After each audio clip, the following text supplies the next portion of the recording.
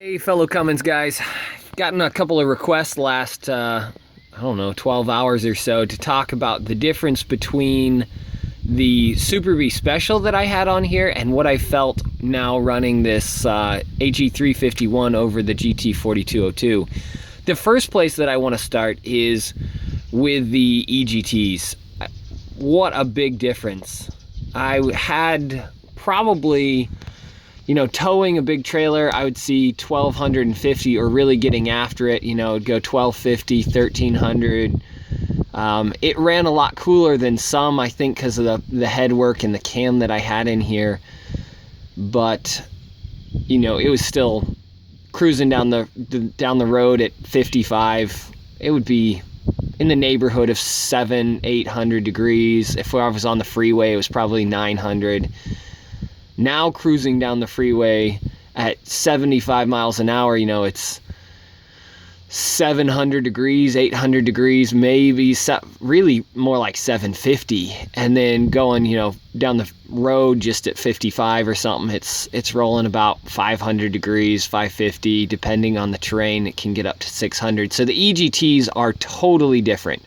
You can tell that this thing flows way more air than the single did at any given RPM, which leads me into the next thing, because I'd like to keep this video short for you. I made another one, but it was way too much information, way too long. The next thing is the low end to mid end. That has been probably the most drastic difference that I've seen. The low end picked up substantially. With the Super B Special on there, there was basically no off the line oomph. It would bog, and you'd have to get the RPMs up to about 2,000 before you saw any kind of oomph whatsoever out of it. It would bring PSI in at about, about 1,800 if you were going up a hill or something in fourth gear. You'd get like 6-8 PSI with light throttle, but you really had to start getting after it before it built any serious boost. And I've run just an HE351 as a single on here, and then a Super B, which is a 57 millimeter as a single, and they would give you that low end oomph, but they died out because of these injectors and everything else. They would die out so quick. I mean, by 2,200 RPMs to 2,500 RPMs, you could already start to feel them taper off and get overloaded. They were the choke point for sure.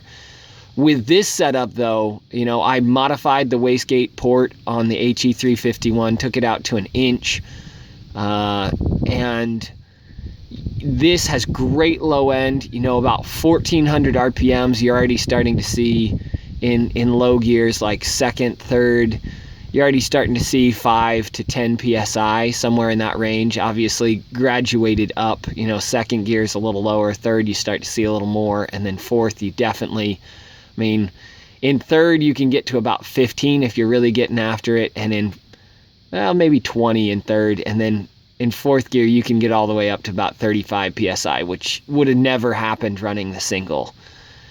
So the low and mid is so different. It's so different, night and day difference. This has got way more power, and the power band is way bigger. You get power from probably, I'd say, 1,500 RPMs all the way through 35 is where it just starts to ease up. So let's talk about the top end now. That was one of the questions that I got on the YouTube channel. They asked, well, what's the difference in the top end between the Super B Special and this set of compounds? Because traditionally you hear that singles, they've got great top end, maybe even a little better than a setup like this would have. And what I've seen here is that this flows so much more air compared to the Super B that not only does it have a better low end, it's also got a way better top end. I say way better, that's probably overselling it. I want this to be like a no BS kind of deal. I want you to be able to trust this. But my Super B would top out at about 50 PSI, 52 I think was the most I ever saw out of it, which is pretty impressive for having port work and cam done. That was really moving. But this guy at 50 PSI just feels like it's way more competent. I mean, it's flowing more air, it's breathing better. It doesn't feel like it's laboring near as hard.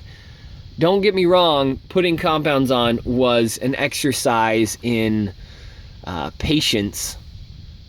I fabricated the mount, and you can't see it underneath there. There's no way you'll see it back there. But I fabricated the mount to hang the large, the Garrett off of, and then I fabricated the inner stage with the help of one of my friends, just to make sure that I had some pinhole leaks that he was able to go over better with his nice MIG welder. So he fixed that for me.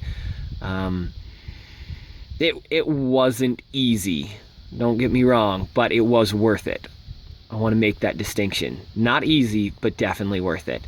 This particular truck seems to absolutely love the compounds, especially with the low-end fueling capability of the P-pump and the new governor springs that I put in there. This setup is just so close to perfect.